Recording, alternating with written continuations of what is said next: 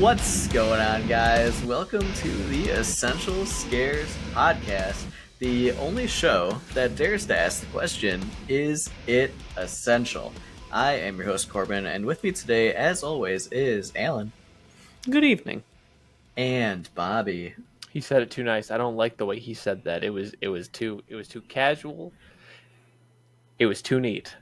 We're just here to vibe. It's Bobby, by the way. Hi, it's Bobby. How you doing today?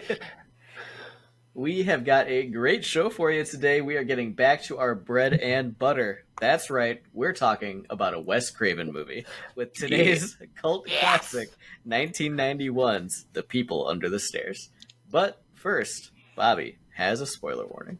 I do. This will serve as your first, one and only spoiler warning for Wes Craven's The People Under the Stairs. If you do not want this movie spoiled for you, please skip the time code in our show notes or description for our essential spoiler-free discussion. I'd like to thank Wes Craven for making The People Under the Stairs. His shining a light on income inequality thankfully ended a pattern of the rich profiting on the poor by purchasing land and homes, slowly driving up rent prices until it became uninhabitable by human beings just trying to live in the homes their forefathers lived in. Thank God that ended in 1991 and didn't continue to the point where robber barons can perpetuate a system Bobby. Alan. Let's go to the next section here. So it's funny you went that route because, if you ever wanted to watch a film that's abundantly intentional with every message that it's trying to get across to you, boy, do I have one for you. It's called The People Under the Stairs. This movie tackles racism, the abuse of landlords, class consciousness, police ineptitude and incompetence. I mean, child abuse, incest there's all sorts of things that this movie just dives headfirst into. Yeah, it pretty directly dives into all of them. We have our main character, Fool. He lives in the ghetto. His mom is very, very sick. There's no opportunity. Rent's way too high. They can't afford it. The landlords have if you're late by 3 days, your rent triples, and if you can't, we can evict you policy to kind of really just jack up the craziness of the situation. So him and Leroy, his sister's boyfriend, decide to break into their landlord's house, only to find out that these people do not tolerate evil spoken, evil seen, or evil heard in any capacity. And if you choose to go down those paths, you may just end up under the stairs. So let's open it from there. This was a very fun watch for me. I watched this kind of 3 times by watching the movie and then listening to the commentary, first with the actors and then about half of it with Wes Craven and some guy. I don't really remember his name. This movie's so intentional. I love it. Mm-hmm. Oh, yeah. Bobby. Yeah, this movie is really sick. And I think this movie feels very much like a marriage. It's like a 3-way marriage between Wes Craven, Stephen King, and weirdly R.L. Stine, right? It's like the Wes Craven element of it of being just very, very, very simple, right? Like the concept is oh yeah, people break into a house. It's not what it seems. There's people under the stairs. You go into the basement and there's something there that you don't want to see. Perfect, right? Which is kind of also a Stephen King thing. The Stephen King thing comes with all of the characters' motives feeling very, very, very easy to grasp. And it's oddly kid-friendly at the same time. This is a movie that by no means is for children, but I think I could show a 10-year-old and they would be properly freaked out, but also holy shit, this movie owns bones. For it being a rated R movie, you know what I mean? It's really just language. So language and the themes that come with it, but a lot of kids aren't gonna some of those are you'll just totally miss it. Yeah, exactly. Right. So there is and it's the same thing with some R.L. Stine stuff. It's you don't think back about some of the R.L. Stine themes until you're an adult, and that's why Goosebumps kind of sticks with you as an adult. So it kind of is Wes Craven's I don't know why this movie isn't talked about more. Like straight up, like I don't know why this movie like isn't talked about more. Like it's one of those things that it's like once you get into horror, it's like the same thing with like The Exorcist 3. All of a sudden you start hearing people talk about the people under the stairs. It's like, huh, maybe one day I'll watch that movie. And then you do, and you're like, why the fuck does no one talk about the people under the stairs? Like, yeah, I mean, so on that token, I grew up hearing about this movie because this came out in '91, and my parents are avid horror fans, and this, just doing the math here, was probably one of the last horror movies they saw in the theater. And I always remember, like, when I was a kid, there were so many just random jokes like thrown around about like people under the stairs, and I never really understood, and it always sounded scary to me, you know, like just the very concept, you know, of somebody living under the stairs, somebody living in your walls. Like, this is something that I've never seen the movie before we watched it for the show, but I've thought about this concept for the last 30 years because of throwaway jokes my parents have made. So I went into this movie, I thought it was going to be way scarier than it was. I went in thinking it was going to be very scary. and it turns out it's like a weird coming of age movie. Yeah. And it's like very funny and heartfelt. Yeah, and it's like, okay, like this isn't the movie I thought it was going to be, but I don't know. That just but it has moments where you almost feel that way some of the time. Where it's like it has horror moments for sure. I mean, it's horror throughout, but it has scary moments. You know. You know what this movie made me think more than anything else is, like, I was listening to this movie and, you know, I started thinking about movies as like the makers of films, like what they're influenced by, right? And this movie very much weirdly feels kind of like late Gen X, early millennial style horror of realizing that the world you were promised is not yours, right? You're not getting the happy like ending that you were promised as a child that the boomers promised you, right? Like the mom and dad kind of play that role. And it made me start to think about, like, holy fuck, right? Like, millennial horror, we're kind of like really getting into this idea of like, there's no new ideas anymore. The only way to get your new ideas off the ground is to like snipe something else and then put your spin on it so that you might be able to get your new idea off the ground. That's why we're getting like all the recall stuff. And it's like, what the fuck are Zoomers gonna do? Like, that shit's gonna be wild. And I'm so stoked. Yeah. Like this movie weirdly got me excited about the future. Right, and there's a little bit of like Wes Craven, like, still trying to be on the cutting edge and succeeding on it. That's there in this that I thought was really kind of cool. Well, and what's interesting about that too, Wes dreamed this movie.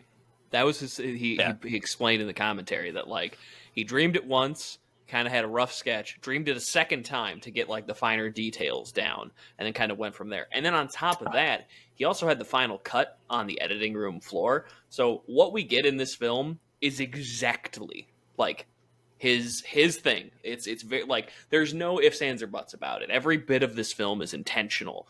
And I that's kind of come up a few times. And I think we need to illustrate that a little bit.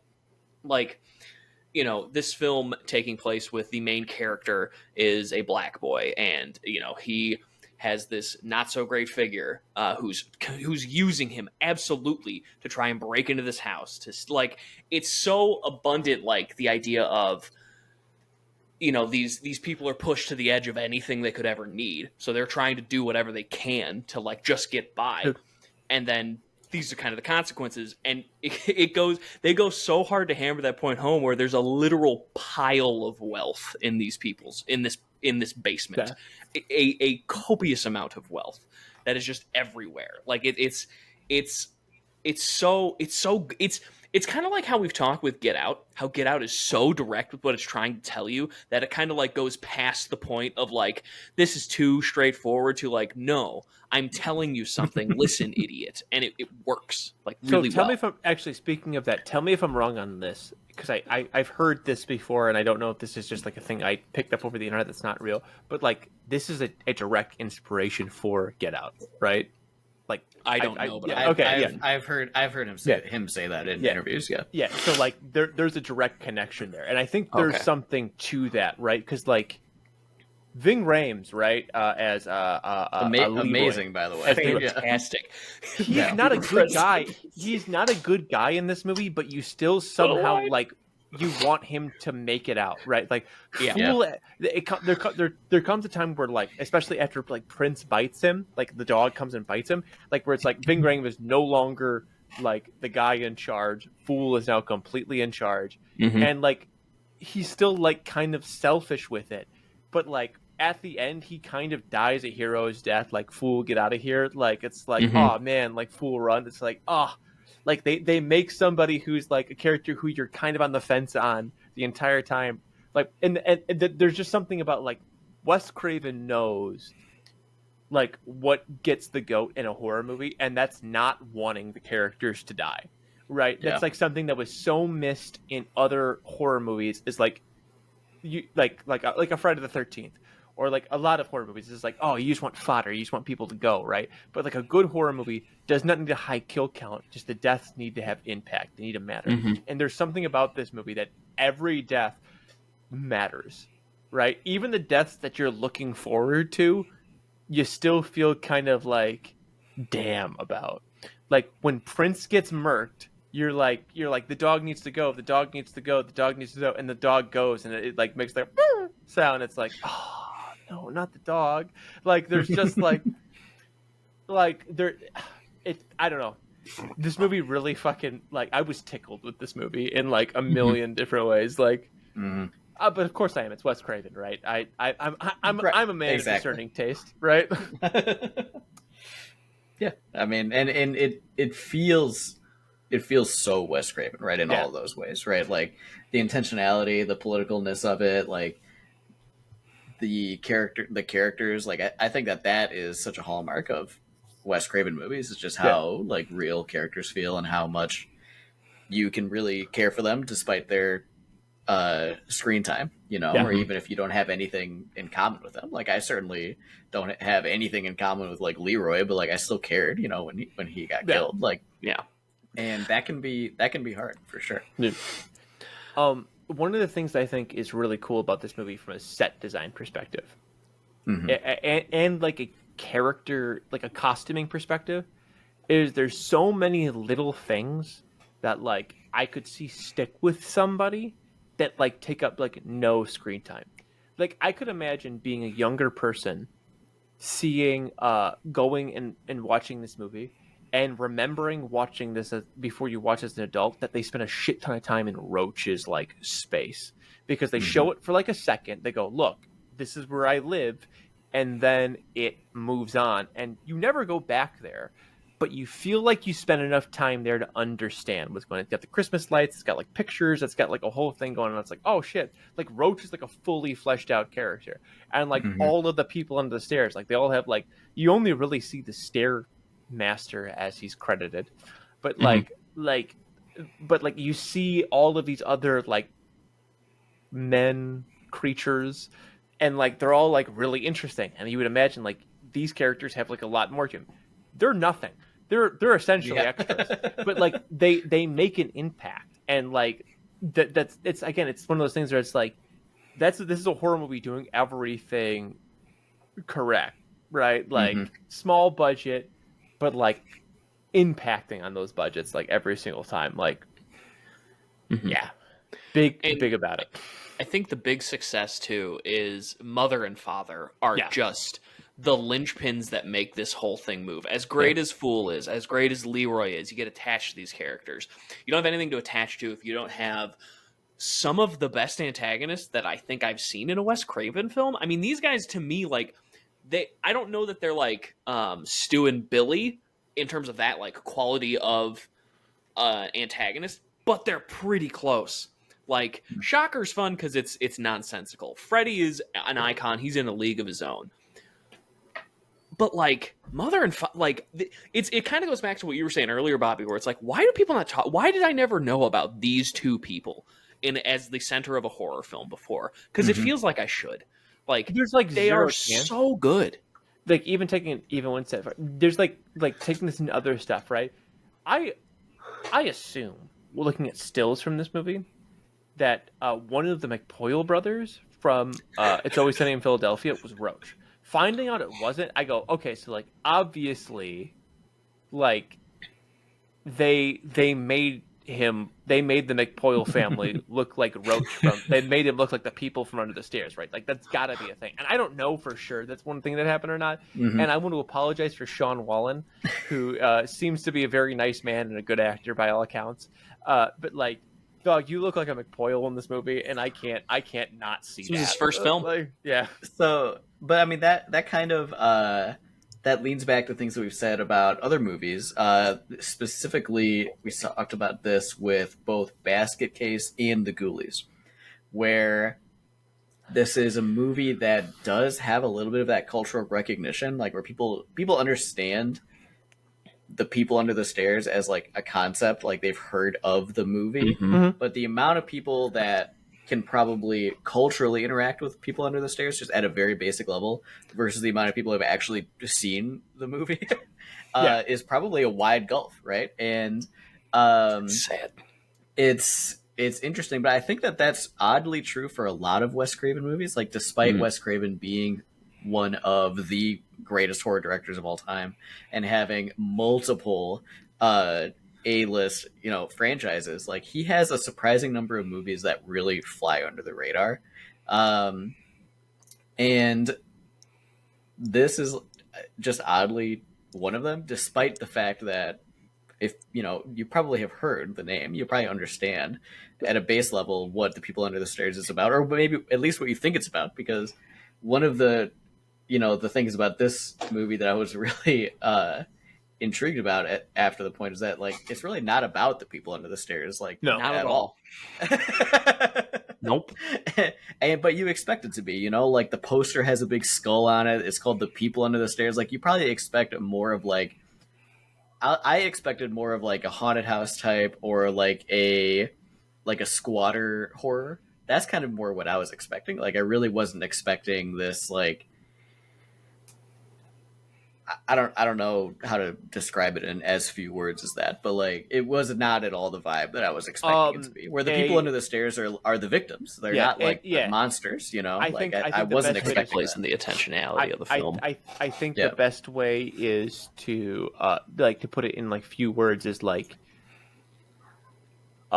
using America as it should be to describe America as it is.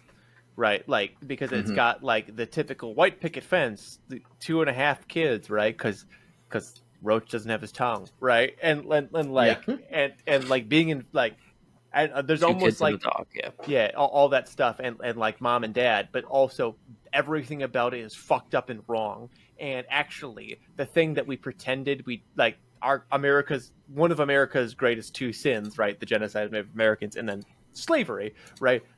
A young black kid shows up and is like, by the way, I'm here to actually like live in America as it is today, and like they do everything they can to destroy it, and ultimately like the person, the least likely hero in that time of 1991 comes out and ends up being the hero of the people, which is like there's like it's a really powerful movie, but also like if you wanted to strip all cultural meaning from it, you could watch this movie like you could watch this movie like I'm showing parentheses for the video version colorblind, right? And still like you get a lot out of this as being like a movie about like not and like there's still a message there that's really difficult. Like the income inequality message is still very much there. Right, and I mean that's even like that's the more prevalent message, right? This is like the exactly. Like it's really an income inequality movie with layers and layers and layers of like race below it. And stay tuned for the end of the podcast, by the way.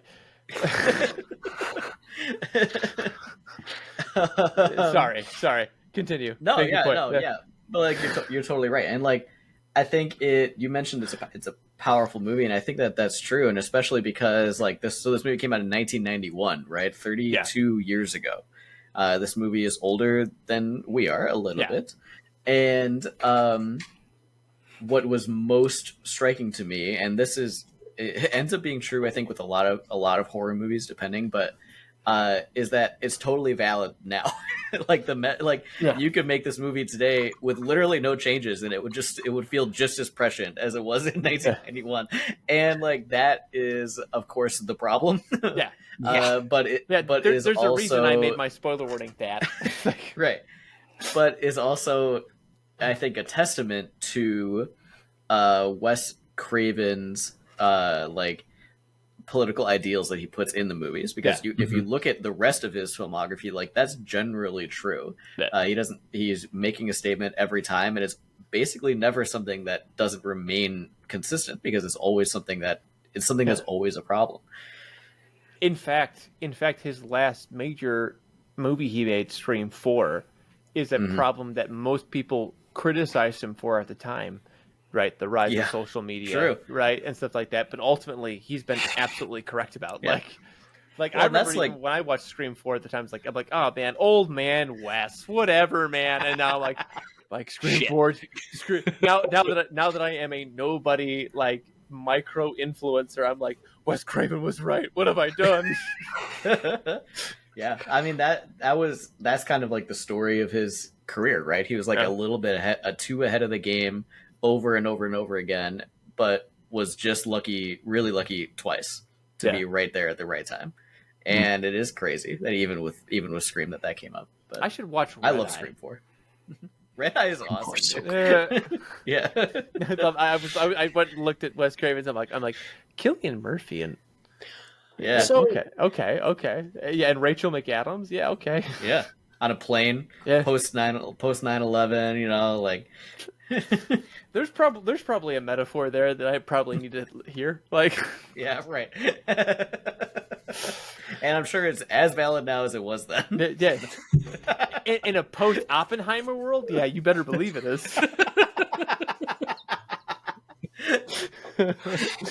Stay tuned. Hi, Bobby. One of the things about this film that like is a major success for me is it has everything I need from Wes Craven. Like he gives me the totality of his package, and I know that sounds a little, you know. You want the totality of Wes Craven's package? I do. Every time I get a Wes in advance. No, that just kind of happened naturally. I was like, I gotta talk about it. I gotta say this line. Listen. I just want the totality of Wes Craven's cock shoved down my throat. And you know what? This film absolutely and by doesn't. Cock, I mean filmography. It's just like he blends all the aspects of what we love about what he does into this film in a way that I think is really interesting. We get the messages, but that's all great and dandy.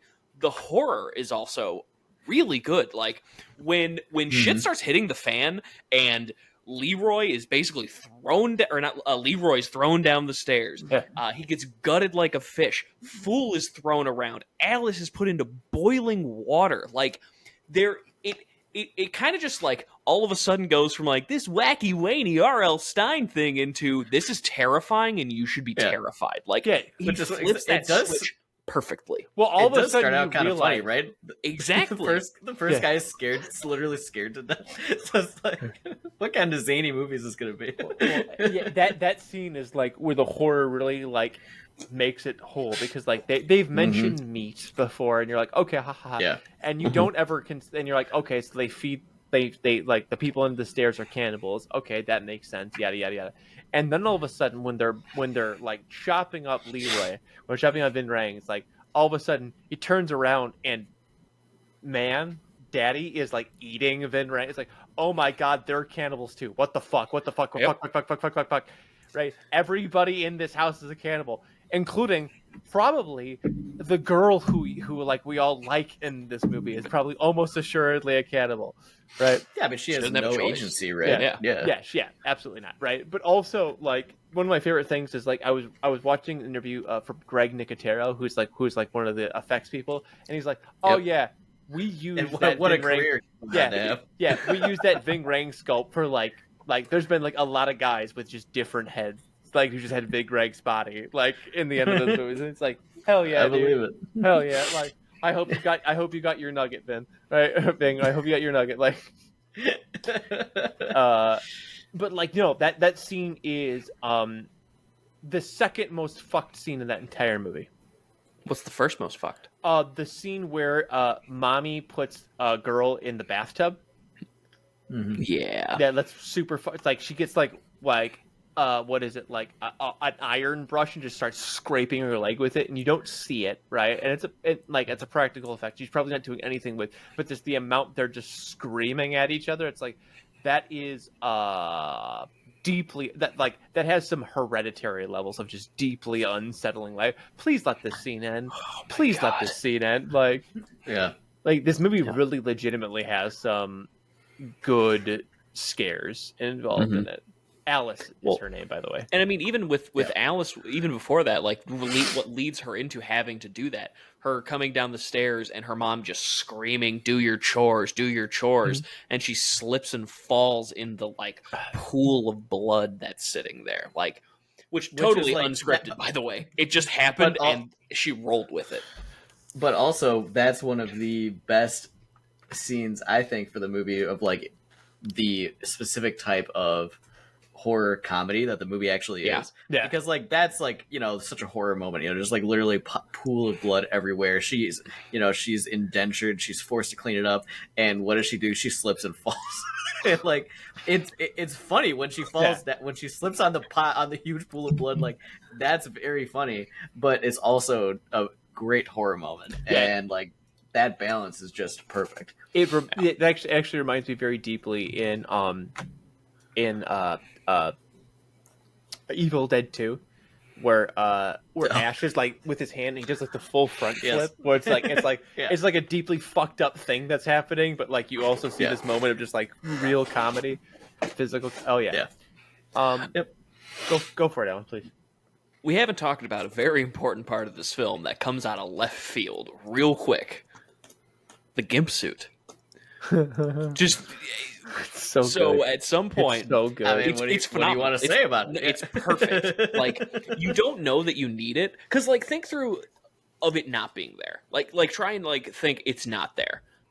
I think this is a lesser film with that, because it just shows like just how depraved I think that this guy, like, this is not just, it's not just that he's like a cannibal and a terrible person and all this nonsense. This is like this is a kink for him, this hunting aspect. Like it's beyond just something that he enjoys. He very much so enjoys it. And I think it adds that, like, in the back of your head, oh, this is deeper for him. This isn't just hunting. Like, this is more to him. And that's like so unsettling. Alan, I have a question for you. Yeah. Are you kink shaming Daddy? Yes. If you kink shame Daddy, you're going to get in trouble. Daddy will have to punish you if you kink shame Daddy. I'm speaking evil right now. Well, why would you do that? Why would you do that when I like you to live dangerously, when boys. you know Daddy's going to have to punish you? I do. I know. How do you want Daddy to punish you? Okay, we got to stop this. In fact, we might want to stop it and move straight into rating the film. Oh, wow. I suppose. Yeah.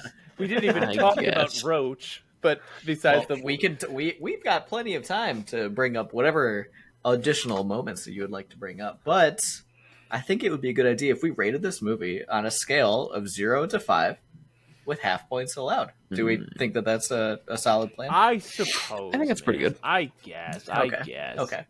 Now, Bobby clearly has more to say, and so we're going to give him the microphone first. Fuck!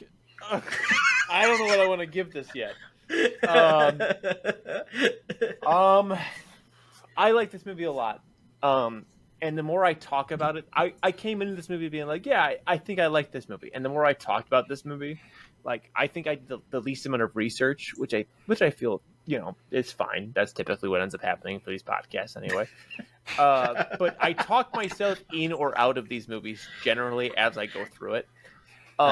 And I was like, I think I like this movie. It's a pretty good horror comedy. And I was like, but I'm like, did I really laugh at it a lot? And was I really freaked out about it a lot? And then I kind of talked through it and I was like, yeah, you know what? This is a movie where I didn't look at my phone. I remember the entirety of this movie, right? Mm-hmm. I remember Roach getting shot at one point. And you're like, oh man, he's fine. After Daddy goes, I got him, and then he's like dead, and you're like, wait, no, I liked you. Why are you dying? Like Yeah. this movie. That was a moment in the commentary. Alan, did you get that far? The interviewer asked Wes Craven if he considered keeping Roach alive because so many people were upset that Roach died, and he was just like, "Well, there wasn't never going to be a sequel, so No, he's done." No, that makes sense. Like I'm big into that, right? Yeah. And the movie also asks questions to a certain extent. It's also like you know what happens to the people on the stairs. Like this movie just has a lot, and this movie is really good. So I think, after like doing these 100 episodes, I think I have a good space for this. I think this is a good 4 out of 5. I think this is a really good spot for it. It's really good. There's a lot to enjoy. It's Wes Craven, right? So there's only so much you can do with it. But it's of the 4 or 5 Wes Craven movies we've done so far, maybe 6. 6 of the 6 Wes Craven movies we've done so far. 5 Wes Craven movies we've done so 6? far. No, I think you're right. I think it is 6. We did the original Scream, right? Did the original Scream. We haven't Scream 4. All his nightmare movies. Yeah, all 3 of his nightmares. Hills Have Eyes. Hills Have Eyes. Then and Shocker and this. Yeah, of the 6, yeah, this is definitely in the upper echelon of those movies, I would say. Maybe not. Yeah, so yeah, 4 out of 5. Okay. I'll go next because I totally agree. I always try to write down a score in advance and then see where the conversation takes us. You know, that's kind of a hallmark of the show, I think, is that it is infrequent, I think, that we all give it the score that we come into the episode with, you know, for better and for worse. And the score that I had written down after my first viewing was a 3.5. And I watched it 2 more times and some extra stuff. And between all of the extra, like, research I did, extra, like, diving into the movie and then talking through the movies, like, I did kind of just end up liking it more and more and more. And, you know, doing all of that extra viewing has the chance to do the opposite, right? You know, you have to watch a movie 3 times, like maybe you don't like it so much at the end of it. And I didn't like it any less. And then after talking through it, it's like, man, this movie is even better than I even thought it was, you know? So I'm gonna mirror the score at a 4 out of 5. It is very good. It's definitely one of his better movies. It's not quite an S tier movie of his, you know, for various reasons. But it's very, very good. It's very, very good, and it's eminently watchable. So 4 out of 5. Big time. I came in here, and so we've changed kind of how we've structured some of the show, as everybody knows. Doing a little bit more effort into trying to understand the films at a better level. And that benefited this film, because when I finished this film, boys, I had a 2 written down. I had a 2. Ooh. That's disgusting. That's off the wrong. Top, you idiot. I understand. Yes. Remember, now keep in mind. No, you're fine. Remember, Bobby's already glad that we're adding the extra week to I was against it for what it's worth, but goddamn, am I happy now? Horror comedy is one that it still just doesn't click for me in the same way as it does for either of you. It just doesn't. It takes me more of understand, like, I guess it's hard for me squaring like the gags versus the horror, and I need more like more of a clear picture of that distinction before I am like in the headspace to go, okay, now I get where we're going here. So in a different way, Alan, what you're telling me is that if we didn't go see Insidious the Red Tour together, you'd be very upset that I was laughing all the way through that movie. Well, no, because that movie is hilarious. Okay, good point.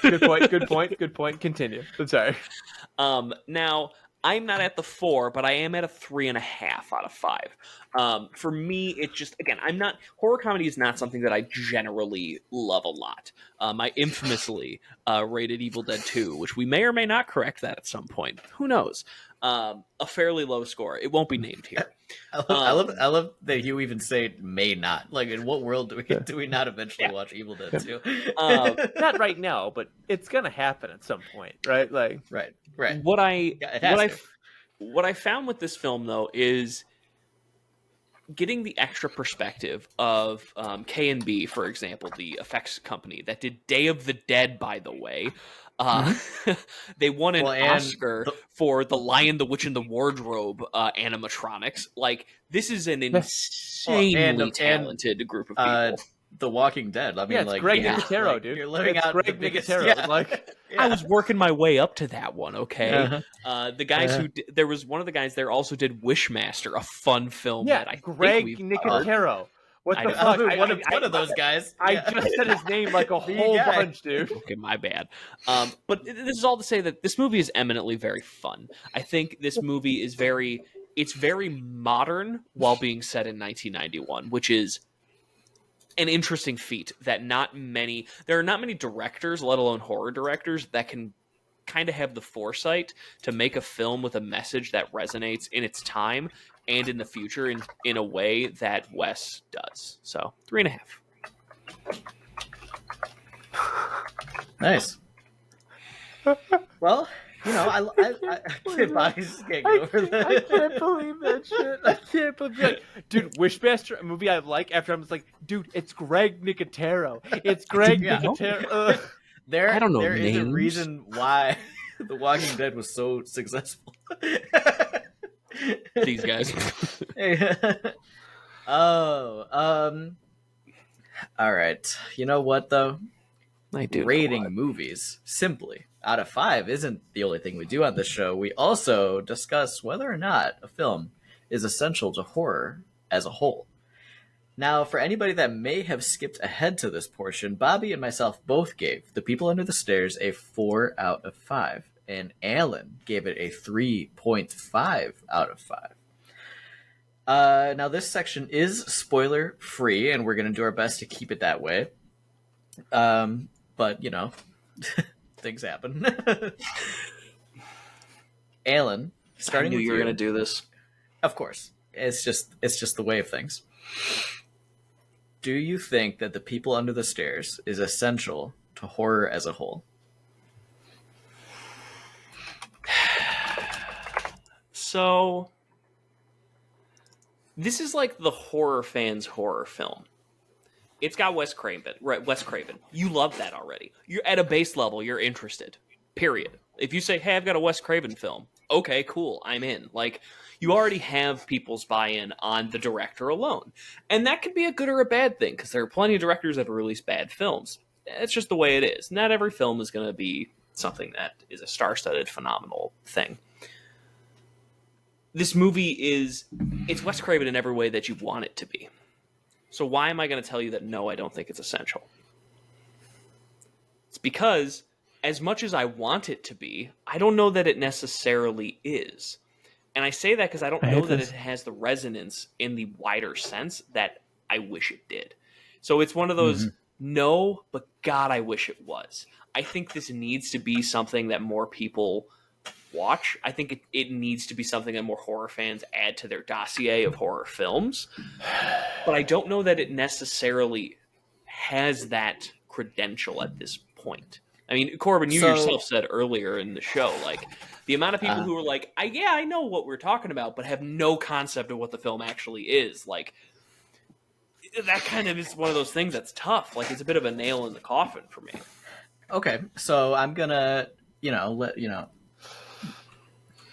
don't you think that by proxy of it being a movie that should be on that list, we should be putting it on that list? Like, it's a horror fan's horror movie. That was were your words. Oh, I know. And if it's already hitting those notes and it's already inspiring so many people on the inside, like, if you were trying to make a list of movies for people to watch, why wouldn't it be on that list? Because like just because a movie is not popular doesn't mean it doesn't deserve to be on the list, right? Sure. But that's your primary point against it.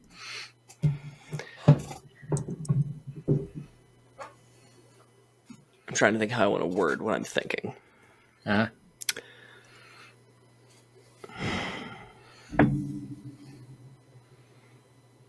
I don't know. You make a good point. You make a good argument. I'm not going to sit here and tell you don't. I don't know. It just comes down to like, if it doesn't have enough of the cachet that it should, is it essential?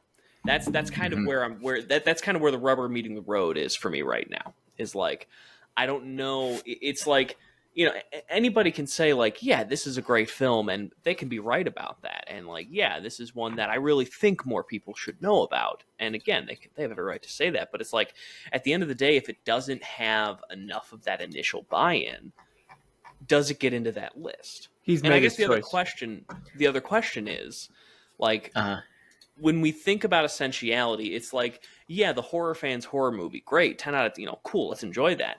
But if we're talking about horror widely, like, is this one of those? Is this a film that you think the average like general viewer is going to get the same thing that a big horror fan is going to get out of it? I don't know. I think it's actually fundamentally ridiculous to think that only the most popular horror movies of all time. I'm not saying it's only the most popular, or movies that like are like changing are movies that like that are the ones that should get essentiality. There are movies that go directly off of just like, this movie should be seen, right? Yeah, and I mean, I even think there's you have even given other movies. You've even given other movies a yes because they should be seen, like they should be on that point. And I think ridiculous. One that comes to mind immediately is Lake Mungo, a movie that you gave a yes to and then confirmed a yes to last month when they did the 100th episode special. So that is not a popular movie, right? That is a cult classic. That is not just a horror fan's horror film, but a very specifically a found footage fans horror movie that a lot of found footage fans don't even like. And so where for you is the difference, right, between a movie that you think deserves to be there but isn't for some reason versus a movie that should be there and that you're propping up onto the list? In fact, I did say yes for Lake Mungo. Lake Mungo, I can just tell, is straight up my biases. I love found footage, truly do. It is just straight up. I'm not going to say no to that because, frankly, I love that genre and style of horror. I just do. Like, I unabashedly will evangelize that film. So that's part of it. I mean, remember, we've talked about it. Horror comedy is not the genre of horror that I enjoy. It is probably the least enjoyable genre of horror for me personally. Like, I just don't get as much out of that, like, combination of tragedy and comedy. It just doesn't do the same thing for me, because at the end of the day, like, I really want horror to be scary and evocative and, like, make me feel uncomfortable. And this movie has those bits to it, but they also then contrast that with a bunch of comedy in it. And it's just like, I don't know, for me, it's like, I don't get a lot out of that contrast between those two. Like, when I want horror, we talked about Hereditary briefly. Hereditary to me is one of the most evocative, scary films ever because it's so uncomfortable, so deeply uncomfortable, and I like that. Sure. I like that uncomfortability. That's like comparing like an average horror movie to like The Exorcist. I mean, The Hereditary is like so high up and so far in the other direction. Like, but that's I hate killer clowns from outer space. I would much rather watch The Godfather. But that's my thing. Is like, I just don't get a lot out of that comedy and horror blend. It just doesn't. It doesn't touch me in the way that I want horror to touch me. It doesn't move me in the way that I want. What about Scream? You like Scream? Scream is to a me, funny franchise. It is a comedic franchise. But Scream even also... Ghostface is like a blumbering idiot half the time. He sucks at being a serial killer almost always. That's like half the fun of it. There's a reason why so many characters survive through all of the movies. that one for me, the meta narrative is what drives that. Dewey I like makes it meta-narratives. way far in yeah. that franchise. Yeah, man, I know. Dewey, Dewey. There was a non-zero idiot. chance that he showed back up in 6. Oh my god, that would have been absolutely obscene. I was almost sure. I was almost expecting him to. Like, I'm actually not dead, and like they put him in a wheelchair, and he makes it through the entirety of the movie. Like, He shows up at the end to reveal the real Ghostface. Basically, Yeah, right. he Yeah, was the exactly. Ghostface all along. He finally broke after all that time. I have a sinking suspicion what both of you guys are going to say to the essentiality of this film. Okay, well, so are you I'm going to locking stay in? steadfast in my no. Okay. I mean, of course, I'm gonna say yes after all that. How can I not say yes after all of that, right? I've already marked you both. Basically, if you take what I said don't to mark Alan, me yet. that's Okay, all right. that's the reason, right? This movie is incredibly watchable and also a really, really high point in Wes Craven's filmography, while also being a movie with clear and strong message that does not hinder the horror or the comedy, which is like amazing most horror movies have a message. And a lot of times it's hidden underneath too many layers of blood and guts that like the typical fan doesn't even find it. And this movie, it's impossible to avoid, but it doesn't get in the way. And I think that deserves to be applauded. Combined with my previous notes about it being a movie that is recognized and is known even just by title, I think it's a movie that deserves to be watched more and should probably be elevated from cult classic to classic. And so I will say yes. Yes, it is. Okay, I'll go last. Wishmaster is a movie that has some really interesting stuff in it, particularly in what it's lacking. There's some moments. Wishmaster. Oh, Wishmaster, and by Wishmaster I meant the people under the stairs. We talked about Wishmaster, and I got. I'll talk about Wishmaster, but I don't think that was. I got that. I was going to just let him cook. Where's he going with this? I got that title in my head, and that's just where it went. People under the stairs. Great title. Has some stuff that's lacking in it, right? There's some really interesting stuff that happens really early on that gets dropped. The tarot card stuff, right? Fool is in it throughout the movie, right? There's a lot of stuff that isn't in there. There's some really interesting, but like ultimately, like it's on the outskirts, right? We mentioned some of the other stuff, right? That I can't mention the spoiler warning. That we've talked about. It's like kind of there, but isn't really there. Why am I mentioning this? Well, the reality is Corbin said all of the cool stuff that I could mention of why this movie is essential. So I can't really bring that when I say yes to this movie. But what I can bring up is I did give The Exorcist 3. I did give Hell House LLC, and I did give Blood Diner, all essential yeses. And the reality is this movie slots right in as another one of those movies that feels like an essential flick on its own merit of just being like, you tell somebody to watch this fucking movie. And like that's why this movie kind of owns bones, right? So yeah, it's essential.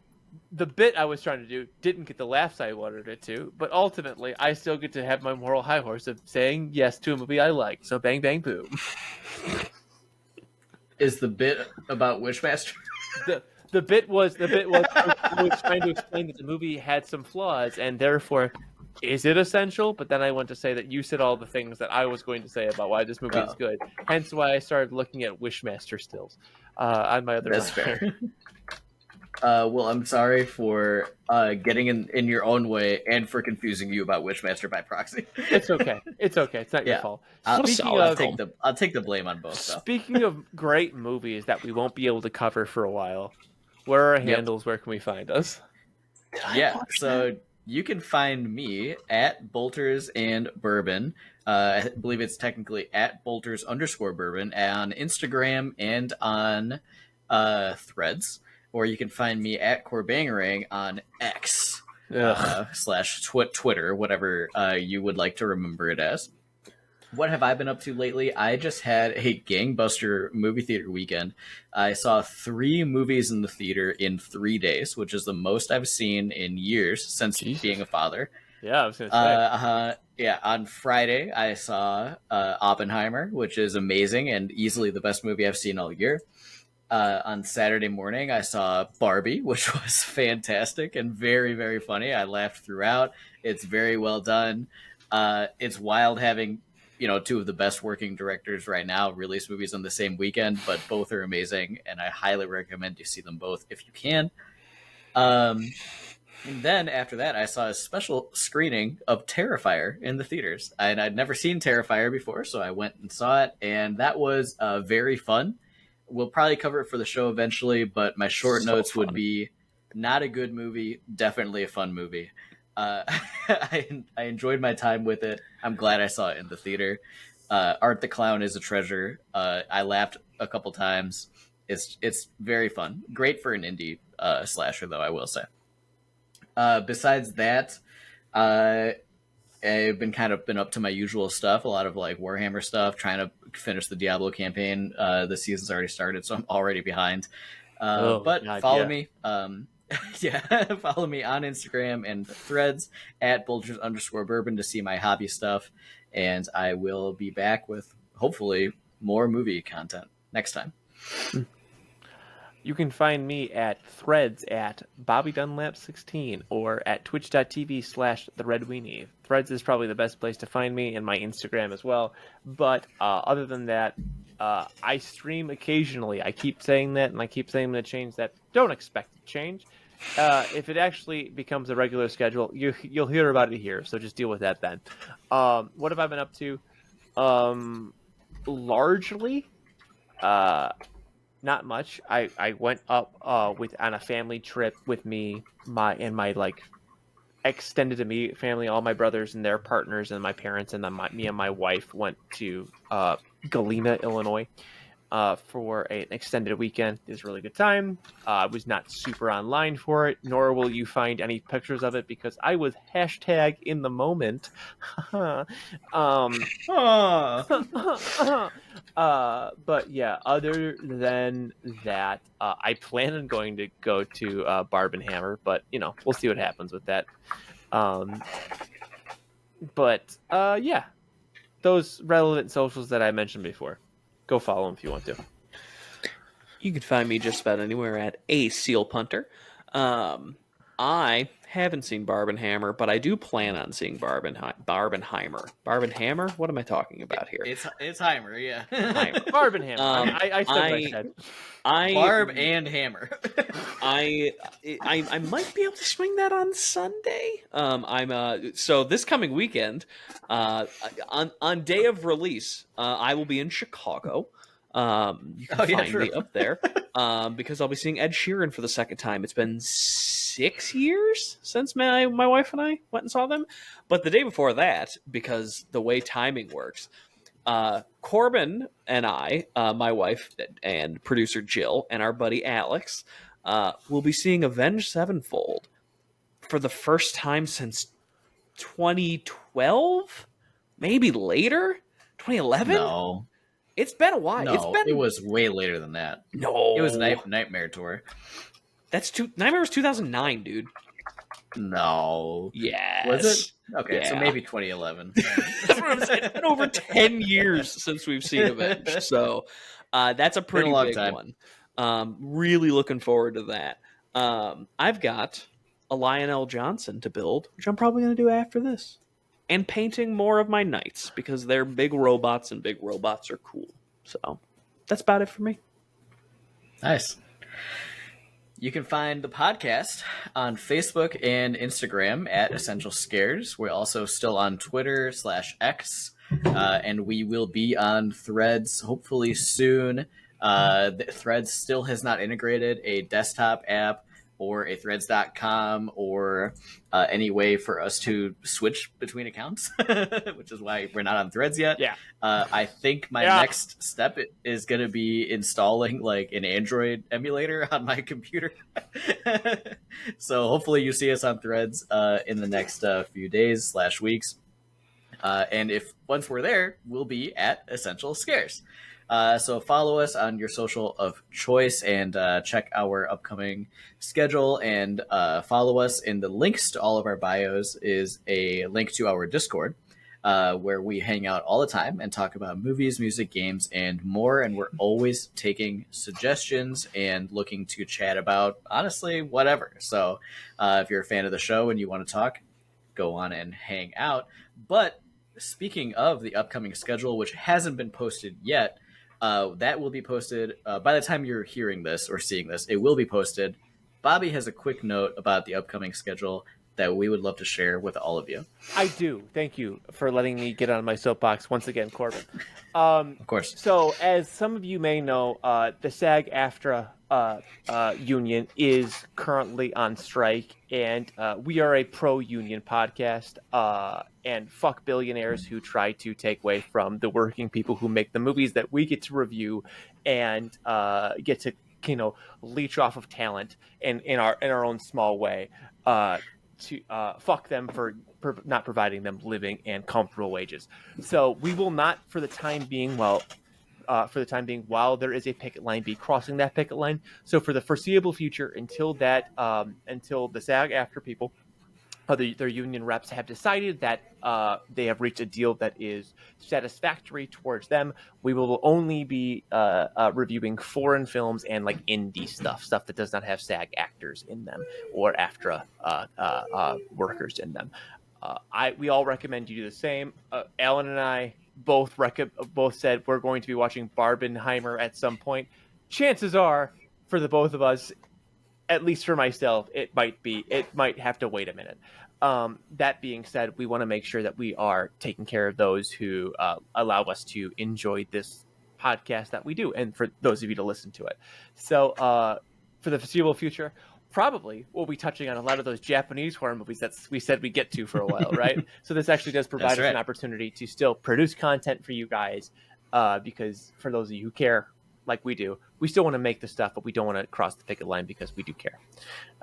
Yeah. Absolutely. And with that, our next movie is going to be Tokyo Gore Police.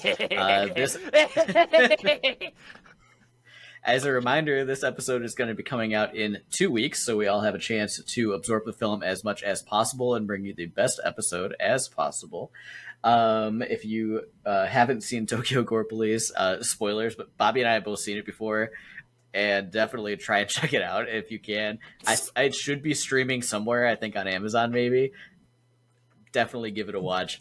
And it's exactly the movie you think it is. Like, yeah, the movie doesn't need a description. It's all in the title. Yeah. It's on Tubi.